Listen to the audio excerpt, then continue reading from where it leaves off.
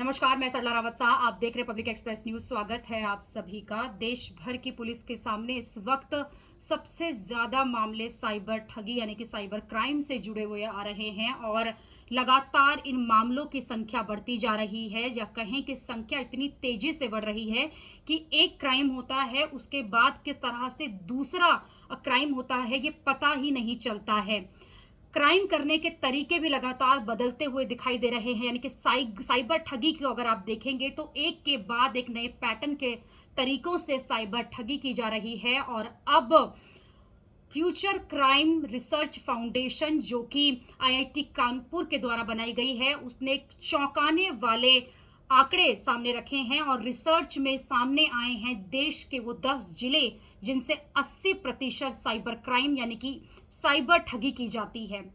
झारखंड के जामताड़ा का नाम तो अमूमन सभी ने सुना हुआ है। इस पर एक वेब सीरीज भी आई थी और दिखाया गया था कि किस तरह से ये पूरा इलाका जो है वो साइबर ठगी करता रहा है लंबे समय तक। तो अभी भी वहां साइबर ठगी होती है। पुलिस कई बार वहां जाकर गिरोह को पकड़ती हुई भी दिखाई दी है, लेकिन अब ऐसे 10 जिले और भी सामने आए हैं जिनसे 80% देश की साइबर ठगी यानी कि साइबर क्राइम हो रहा है। और ये सभी जिले आपके आसपास के हैं।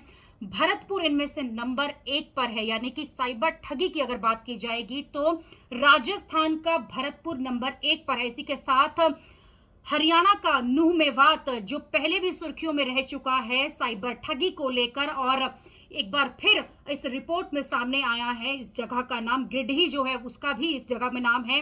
गुरुग्राम में भी बहुत से ऐसे केसेस रजिस्टर्ड हुए हैं, यानी कि देश भर में जितने भी केसेस रजिस्टर्ड हुए हैं उन आंकड़ों को अगर हम छाने, उन आंकड़ों को अगर हम सर्टिफाइड करें, उन आंकड़ों को हम जांच करते हैं, रिसर्च करते हैं, तो ये पाया जाता है कि 80% इन 10 जिलों से आते हैं।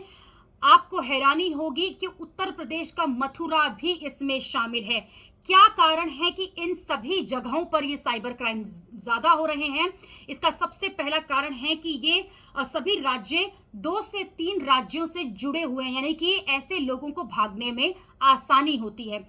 दूसरा कारण जो है, ये सभी राज्य जो हैं अगर बात की जाए अनपढ़ जगहों से आते हैं, पिछड़े जगहों से आते हैं, तो यहाँ आसान होता है ऐसे लोगों को साइबर क्राइम करवाने के लिए।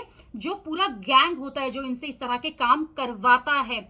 आप आंकड़े सुनकर तो चौंकेंगे, इसके साथ ये भी सुन के चौंक जाएंगे कि 10वीं से भी कम पास पढ़े हुए लड़के लड़कियां हैं जो पूरा साइबर क्राइम का, साइबर ठगी का नेटवर्क चलाते हैं।